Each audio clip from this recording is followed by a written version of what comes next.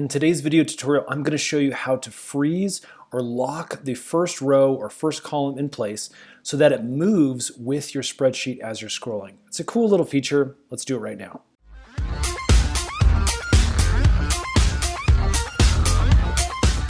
Okay, so as you can see, I've got a really basic spreadsheet here with some sales data and numbers.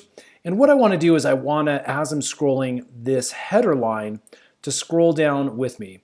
Now this is obviously a feature that's really going to be important if you have a really long, large spreadsheet. You're going to be scrolling down. It's not really applicable for ours, but again, I'm going to show you the basics.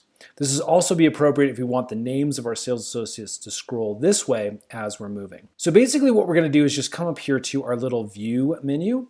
I'm going to click on that and we get some nice little features.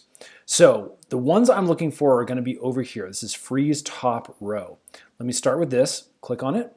And again, as long as it's labeled the way you want it, watch what happens when I now scroll down. See how that top row is just locked into place? It allows us to move down, again, to associate the names of the headers with that data.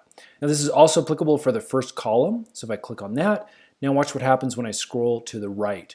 You can see the name of the associate continues to move with that data. Again, great little feature if you have a whole bunch of header information, a whole bunch of rows or columns, and you just need to be reminded what each one stands for. Friends, I hope this has helped. If it has, would you guys please hit that thumbs up button? It lets us know we're making good videos for you.